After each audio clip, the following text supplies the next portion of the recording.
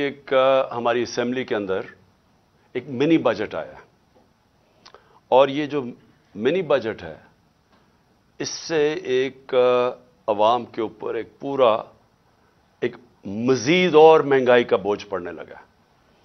تو میں اپنی قوم سے صرف کیونکہ میں بڑی دیر سے آپ سے باتیں کرتا رہا ہوں، میں صرف آج اس لیے بات کر رہا ہوں کہ دیکھیں یہ جو ہو رہا ہے نا پاکستان سے، یہ ہونا ہی تھا. جب ہماری حکومت ہٹائی گئی تو میں تب سے کہہ رہا ہوں کہ ملک کے مسئلوں کا حل صرف ایک ہے، وہ الیکشنز کروائیں اور عوام کے مینڈیٹ سے ایک حکومت لے کے آئیں، جو حکومت پھر وہ فیصلے کرے ملک کے لیے جو مشکل فیصلے ہیں، لیکن کیونکہ عوام کے مینڈیٹ سے وہ حکومت آئی ہوگی وہ فیصلے کر سکے گی. اور میں تب سے کہہ رہا ہوں کہ الیکشن کے علاوہ پاکستان کے مسئلے مسائل کا کوئی حل نہیں. ہماری جب حکومت جو سازش ہوئی اور جب گرائی گئی تو میں نے یہ ایک چیز بار بار کہی کہ جو نئی حکومت آئے گی اس سے یہ ملک سنبھالا نہیں جائے گا. جو وہ آج کہتے ہیں جو صاحب کے جناب عمران خان ملک برباد کرنے لگا تھا، اس کو بھی بتایا کہ دیکھیں اگر آپ نے اس وقت سیاسی استحکام نہ قائم کیا، یعنی کہ اگر پولیٹیکل انسٹیبلٹی آتی ہے تو یہ جو آپ نے چوروں کا پلندہ جو اکٹھا کر کے ہمارے اوپر مسلط کرنے لگے ہیں یہ نہیں سنبھال سکیں گے. تو آج یہ جو منی بجٹ ہے یہ ذرا پوری کہانی دیکھیں کہ 10-11 مہینے میں پاکستان کدھر سے کدھر پہنچ گیا. اور میں آج یہ پہلے بجٹ کے اوپر اپنا چھوٹا سا تبصرہ کر کے میں آج یہ کہنا چاہتا ہوں کہ یہ رکنا نہیں لگے. یہ ہم اگر آئی ایم ایف کی بات چیت مان بھی گئے، یہ ابھی یہاں رکنے نہیں لگا ہمارے ملک کا جو تیزی سے ہم دلدل میں پھنسے ہوئے ہیں اور پھنستے جا رہے ہیں. دیکھیں جب ان کی حکومت آئی تو سب سے پہلے دنیا پاکستان کو کیسے دیکھتی تھی. ہمارا جو جس کو کہتے ہیں ایک ڈیفالٹ رسک ریشو کہ ایک ملک نے جو قرضے لیے ہوئے ہیں وہ کیا چانس ہے وہ قرضے کا ڈیفالٹ کرنے کا، وہ 5% تھا. آج ملک کے حالات یہ ہیں کہ جو لیٹسٹ جو انٹرنیشنل کریڈٹ ایجنسی جو بتاتی ہے کہ پاکستان کے معاشی حالات کیا ہیں، اس میں فچ ایک ایجنسی ہے، اس نے CCC- کر دیا پاکستان کو. یعنی ہم اب وہ سری لنکا کی سٹیج کے اوپر پہنچ گئے ہیں کہ دنیا ہمیں وہ دیکھ رہی ہے، وہ ملک جو کہ اب ایک باسکٹ کیس بن گیا، یعنی وہ ڈیفالٹ کے اتنا قریب پہنچ گیا کہ کسی باہر کے ملک نے اس ملک کو قرضے بھی نہیں دینے، کمرشل بینکس نے قرضے نہیں دینے، کوئی انویسٹمنٹ نہیں پاکستان میں آنی. تو جو آج حالات ہیں اس کے اندر اگر ہم یہ سمجھ رہے ہیں کہ آئی ایم ایف کے ہم یہ بات چیت مان جائیں گے اس سے ملک ٹھیک ہو جائے گا، اس خوش فہمی میں کوئی نہ رہے، کیونکہ جو مشکل حالات اب یہ مزید اور بگڑیں گے. تو میں پہلے اپنی قوم کو صرف یاد کرانا چاہتا ہوں کہ جب ہماری حکومت ہٹائی گئی تھی اور آج عام آدمی کی زندگی میں کیا فرق پڑا ہے. میں مخاطب ہوں اپنی عام عوام سے، اپنی مڈل کلاس سے، سیلریڈ کلاس جو تنخواہ دار طبقہ ہے، وہ آج کس مشکلات سے گزر رہا ہے. میں وہ لگژری آئٹمز کی نہیں بات کر رہا کہ بڑی بڑی گاڑیوں کی، امپورٹڈ چیز کی اور وہ جو ہماری پیسے والے لوگ چیزیں لیتے ہیں اس کی مہنگائی کی بات نہیں کر رہا. میں بات کر رہا ہوں جو ساری جو خواتین آج میرا یہ سن رہی ہیں، جن کو اپنے کھانے پینے کی چیزیں جو ان کو چاہیے ہوتی ہے اپنے خاندان کو صحیح، بچوں کو صحیح کھانا کھلانے کے لیے، میں ان کی بات کر رہا ہوں کہ ان کے اوپر آج کیا گزر رہی ہے. ذرا یہ دیکھ لیں. جب یہ ساروں نے مل کے، یہ جو آج پی ڈی ایم کے لوگ ہیں یہ سارے کہتے تھے جی مہنگائی ہو گئی، مہنگائی مارچ کرو، 4 روپے ہم نے وہ پٹرول کی قیمت اوپر کی تو کہا کہ پیٹرول بم گر گیا ہے. تو انہوں نے ایک دفعہ وہ فضل الرحمان آ گیا تھا مہنگائی مارچ کر کے، دوسری طرف وہ کام پہ ٹانگنے والے وہ بلاول آ گیا تھا، اس کے بعد 2 دفعہ فضل الرحمان، اور اس کے بعد یہ مریم نے کوئی راستے میں رہ گئی تھی اس کی بھی لانگ مارچ. لیکن سب کا ایک کہہ رہے تھے کہ مہنگائی سے لوگ تباہ ہو گئے. تو آج اللہ کیونکہ الحق ہے سچ کا خدا ہے، اس کی وعدہ ہے کہ وہ سچ سامنے لے آئے گا۔ ذرا آج قوم کو بتانا چاہتا ہوں کہ آج آٹا ہمارے دور میں 60 روپے کلو تھا، آج 135 روپے کلو پہنچ گیا، جو عام آدمی کھانے کی اس کی پینے کی چیز ہے۔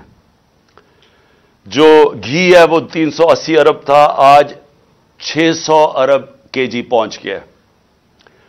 جو چکن عام آدمی کی، جو خاص طور پہ کبھی کبھی اپنے بچوں کو وہ چکن کھلاتے ہیں، وہ 335 روپے کے جی سے 700 روپے کے جی پہ پہنچ گیا۔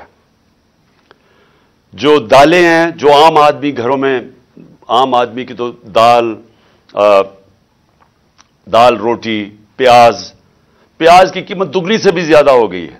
دالیں گئی ہیں 250 روپے کے جی سے 400 روپے۔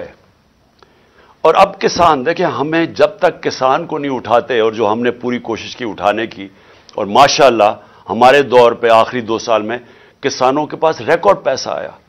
ہم نے ان کو ٹائم پہ جو گنے کی فصل کٹتی تھی، شوگر مل سے ٹائم پہ پیسہ لے کے دیا، پوری قیمت لے کے دی، کٹوتی ختم کی، ٹائم پہ پیسہ ملونا اور اپنی زمینوں پہ لگایا۔ ریکارڈ 4 فصلوں کی ریکارڈ پروڈکشن 2 سال ہوئی ہماری، یعنی بمپر کراپس ہوئی۔ تو آج وہ جو یوریا استعمال کرتا ہے وہ 1668 روپے ہمارے دور میں تھا، آج یوریا گیا ہے 3000 روپے پہ۔ ہمارا جو پھر میں اور بھی چیزیں جو گھر بنانے کے لیے سریا لوگ استعمال کرتے ہیں، سیمنٹ استعمال کرتے ہیں، تو سیمنٹ گیا ہے 865 روپے سے 1062 روپے پہ۔ جو سریا استعمال کرتے ہیں وہ 2 لاکھ روپیہ ٹن سے، سلیب سے، وہ گیا ہے 3,05,000 پہ۔ 2 لاکھ سے 3,05,000 پہ۔ اب جو لوگوں نے گھر بنا رہے ہیں، کنسٹرکشن کر رہے ہیں، ان سب کو مشکلیں پڑ گئی ہیں۔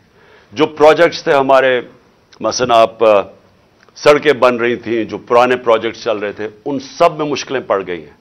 ہم جو شوکت خانم بنا رہے ہیں، اور جو انشاءاللہ اس سال کی اینڈ میں کھلنا تھا کراچی میں، اب وہ سارے ہمارے جو ایسٹیمیٹس ہیں وہ سارے اپسیٹ ہو گئے ہیں، امپورٹس رک گئی ہیں، جو سٹیل کی امپورٹس تھی، کئی چیزیں رک گئی ہیں۔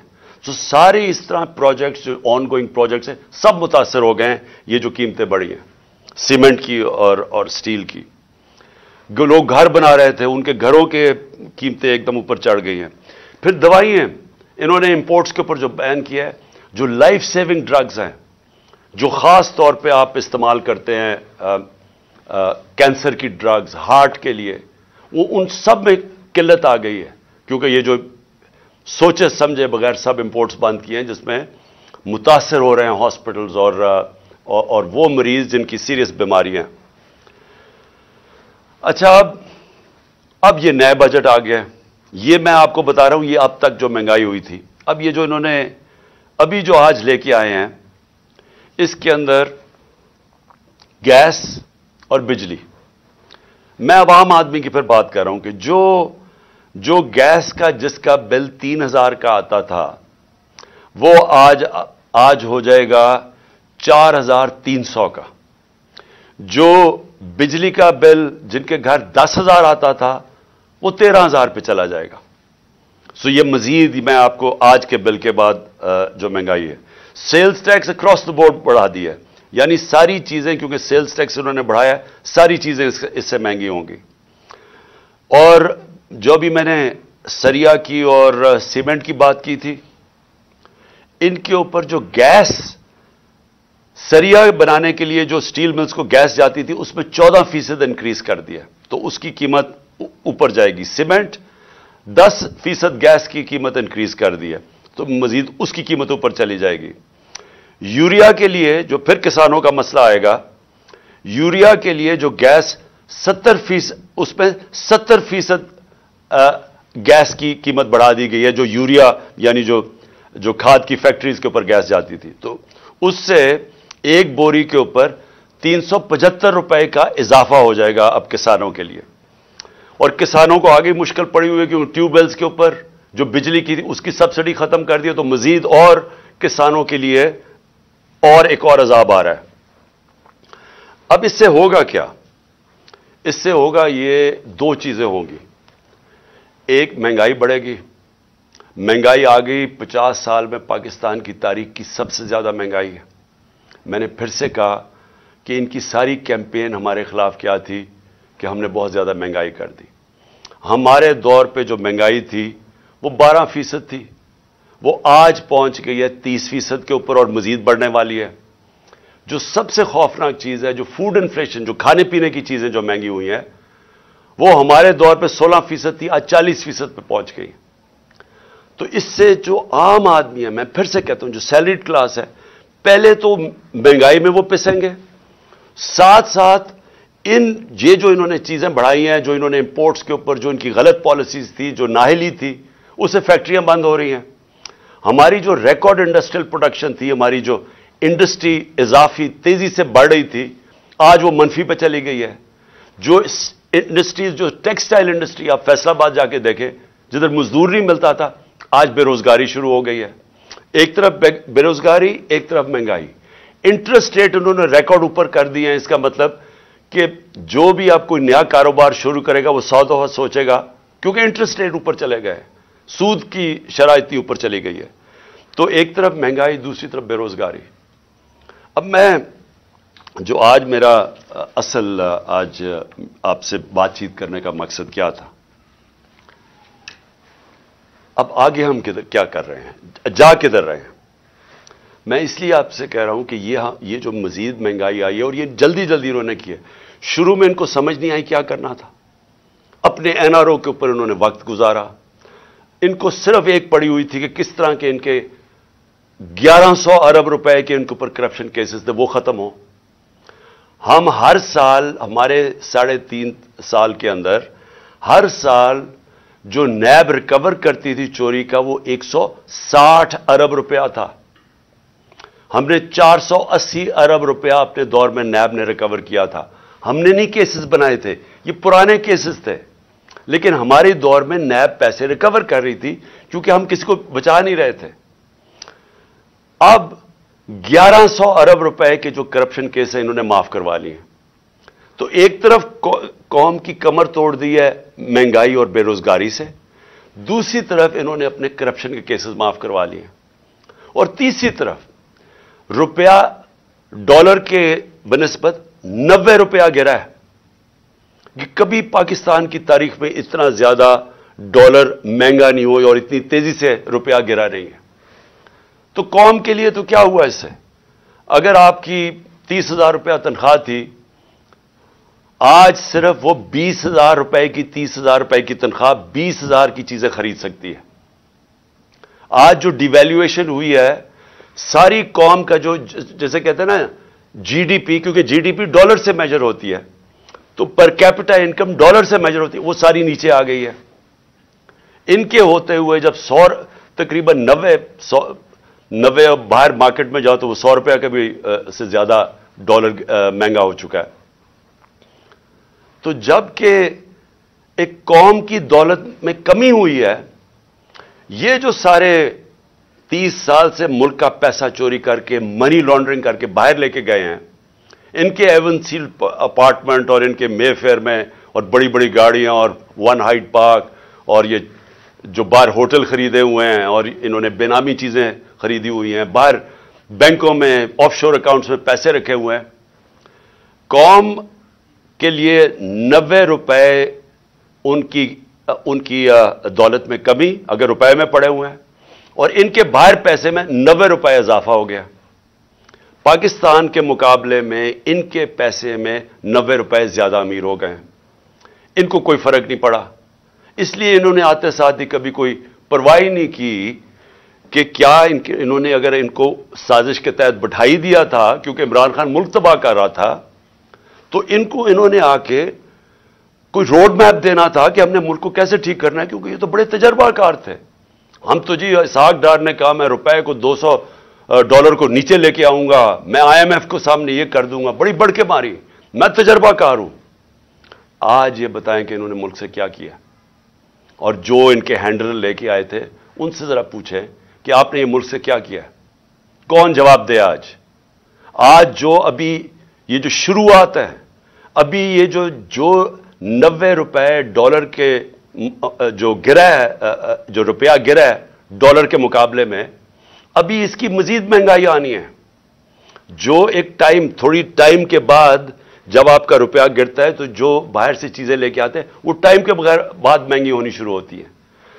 تو نہ تو انہوں نے کوئی تیاری کی، نااہلی ان کی یہ ہے کہ انہوں نے غلط فیصلے کر کے ملک کو آج یہاں پہنچا دیا ہے کہ اس طرح کا بجٹ لانا پڑا ہے، اور کوشش کر رہے تھے کہ عارف الوی کے اوپر سارا بوجھ ڈالے، پارلیمنٹ میں بھی نہیں چاہتے تھے کہ ڈبیٹ ہو اس کے اوپر، اس سے کہتے تھے آرڈیننس سائن کرو تاکہ یہ بچ جائیں کہ پارلیمنٹ میں ان کے اپنے لوگ کیا یہ جو بجٹ لے کے آ رہے ہیں وہ کیا بولیں گے اس کے اوپر۔ قوم کے اوپر سارا بوجھ، خود اپنی کرپشن کے کیسز معاف، اور کوئی آگے راستہ بھی نہیں ہے، روڈ میپ بھی نہیں ہے۔ میں آخر میں یہی بات کرنا چاہتا ہوں کہ جو بھی ان کے بیکرز ہیں یہ سمجھ جائیں کہ ان کے پاس کوئی اگلا آگے کا راستہ نہیں ہے۔ یہ اگر سمجھ رہے ہیں کہ اس سے آپ آئی ایم ایف کے ڈالرز آ جائیں گے تو وہ یہ ایسے سمجھیں کہ یہ کینسر کا علاج ڈسپلن سے ہو رہا ہے، تھوڑی دیر کا تھوڑا سا آرام آئے گا، لیکن کینسر جب تک کاٹ کے نکالی نہ جائے یہ کینسر پھیلتی جائے گی، یہ قرضے بڑھتے جائیں گے، آمدنی سکڑتی جا رہی ہے۔ ہماری ریمیٹنسز جو ہمارے دور میں 17% انکریز کر رہی تھی، ہماری ریمیٹنس میں 17% اضافہ ہو رہا تھا جو 31 ارب پہ پہنچ گئی تھی، وہ ان میں اب 11% کمی آ گئی ہے۔ تو پہلے تو اضافہ ختم ہوا اور پھر 11% کمی آ گئی ہے، یعنی جو ڈالرز آنے تھے ریمیٹنس سے وہ کم ہو گئے ہیں، ایکسپورٹس گر گئی ہیں ہماری، تو ہمارے پاس تو جو آمدنی ہے وہ تو سکڑتی جا رہی ہے، فیکٹریاں بند ہو رہی ہیں، بے روزگاری بڑھ رہی ہے، لیکن قرضے بڑھتے جا رہے ہیں کیونکہ یہ تو قرضے ہی لیے ہیں نا آئی ایم ایف سے، اور ہم یہ امید رکھ رہے ہیں کہ اور بھی ملٹی نیشنلز قرضے دیں گی، تو وہ تو قرضے ہیں، تو یہ حل تو نہیں ہے۔ حل کیا ہے؟ حل جو میں تب سے کہہ رہا ہوں، میں نے کوشش بھی کی، اپنی گورنمنٹ خود میں نے ڈیزالو کی اپریل میں الیکشنز کروانے کے لیے، لیکن پورا پلان بنا ہوا تھا کیونکہ فیصلہ ہو گیا تھا عمران خان بہت خطرناک ہے اس ملک کے لیے، تو اس تب سے وہی ابھی بھی حل ہے۔ اس ملک میں اگر ہم نے صاف اور شفاف الیکشن نہ کروائے، ایک پبلک مینڈیٹ سے گورنمنٹ نہ آئی جو کہ پبلک جس کے پیچھے کھڑی ہو جس گورنمنٹ کے، وہ گورنمنٹ پھر مشکل فیصلے کرے، وہ جو میں کینسر کو کاٹ کے نکالے ملک سے، اسٹرکچرل ریفارمز کرے، جو آج ملک کی ضرورت ہے، رول آف لا قائم کرے، گورننس سسٹم ٹھیک کرے، تب جا کے یہی جو کرائسس ہے یہ ہم فائدے میں اس کو کر سکتے ہیں۔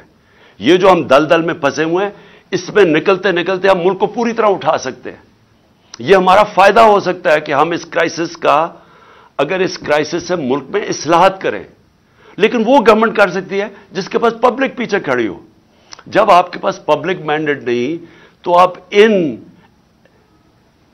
پی ڈی ایم کے یہ جو اوپر 60% لوگ ضمانت پہ ہیں کرپشن کیسز پہ، اور ان کا سلوشن یہ ہے، کیونکہ ان کے پاس تو حل کوئی نہیں ہے، ان کا سلوشن یہ ہے کہ عمران خان کے اوپر 60 FIR caught do, us P T I کے لوگوں کو جیلوں میں ڈالو، ان کے اوپر تشدد کرو، ان کو خوف پھیلاؤ، ان کو ڈراؤ دھمکاؤ، اور ان کو اور اس طرح کرو کہ جب وہ بالکل پارٹی ان کی ٹوٹ جائے تو پھر الیکشن کرواؤ۔ وہ ہونے نہیں لگا، کیونکہ آپ جتنا زیادہ دبائیں گے وہ پارٹی اتنی اور اٹھتی جا رہی ہے۔ پبلک کوئی بیوقوف تو نہیں ہے، پبلک تو فیصلہ کر بیٹھی ہے جس کی وجہ سے یہ ڈرے ہوئے ہیں۔ تو صرف اور صرف عمران خان کو باہر کرنے کے لیے ملک کو تباہ نہ کریں، یہ اصل میں جانا ہے ہماری سیکیورٹی کے اوپر۔ جو آج ہمارے حالات ہو گئے ہیں، ہم تو کسی کے سامنے اب کھڑے بھی نہیں ہو سکتے، کیونکہ ہمیں تو انہوں نے ملک کو ادھر پہنچا دیا ہے۔ 300 ارب ڈالر سے کم تو ریزروز رہ گئے ہیں۔ ہمارے پاس کیا ہے کہ اپنے پیر پہ کھڑے ہوں، کسی کو کہیں کہ نہیں جی ہمیں پاکستان کی خودداری چاہیے، ہم پاکستان کی سوورنٹی چاہیے؟ ہم کیسے کہہ سکتے ہیں جب ملک کے حالات یہاں پہنچا دیے؟ اس کے لیے اپنے ملک کو بچانے کے لیے طریقہ یہ نہیں ہے جو کیا جا رہا ہے کہ ہائی کورٹ کہہ رہا ہے کہ الیکشن کرواؤ، وہ الیکشن کمیشن جناب بیٹھی ہوئی کہ نہیں ہم الیکشن نہیں کرواتے، وہ بہانے مار رہی ہے الیکشن کے۔ پاکستان کا آئین کہتا ہے 93 میں الیکشن کرواؤ، یہ کوئی بہانہ مار رہا ہے، کوئی صرف ڈرے ہوئے ہیں الیکشن ہارنے سے۔ پاکستان کی آئین کی وائلیشن جس طرح کی جا رہی ہیں اور جس طرح آگے پلان بن رہا ہے، یہ جو بھی لوگ سمجھ رہے ہیں کہ اس سے وہ اپنی ذاتی فائدہ اٹھا دیں گے، وہ ملک کو ڈبو دیں گے۔ اور میں آج اس لیے یہ کہہ رہا ہوں کہ ہم بڑے آرام سے ملک کے اندر اس وقت اگر ہم چاہیں، اتنی بڑی پارٹی ہے، ہم اگر وہ مظاہرے کریں اور ملک بند کرنے کی کوشش کریں، سٹرائکس کریں، ملک تو آگے حالات برے ہیں۔ اس لیے ہم نے پرامن احتجاج کا فیصلہ کیا ہے کہ ہم جیل بھرو تحریک شروع کرنے والے ہیں، بتانے کے لیے کہ آپ اس طرح ایک ملک کو استعمال تھوڑے سے لوگوں کے ذاتی مفادات کے لیے نہیں کر سکتے۔ یہ ملک 22 کروڑ لوگوں کا ملک ہے، یہ تھوڑے سے لوگ اس ملک کو اپنے مفادات کے لیے تباہ نہیں کر سکتے۔ اس لیے ہم جیل بھرو تحریک کی پوری تیاری کریں، میں اناؤنس کرنے والا ہوں، اور لوگوں کو صرف خوف دور کرنے کے لیے کہ یہ سمجھتے ہیں کہ خوف پھیلا کے جیلوں میں ڈال کے FIRs کر کے یہ اسی طرح بیٹھے رہیں گے، اور پھر کسی نہ کسی طرح دھاندلی کر کے ایک وہ الیکشن کمیشن، بے ضمیر الیکشن کمیشن کے ذریعے ایک جانبدار الیکشن کمشنر کے لیے یہ جو چیف الیکشن کمشنر ہے اس کو استعمال کر کے کسی طرح پھر ان چوروں کو مسلط کر دیں گے۔ یہ ہونے نہیں لگا، ملک کو نقصان پہنچ رہا ہے۔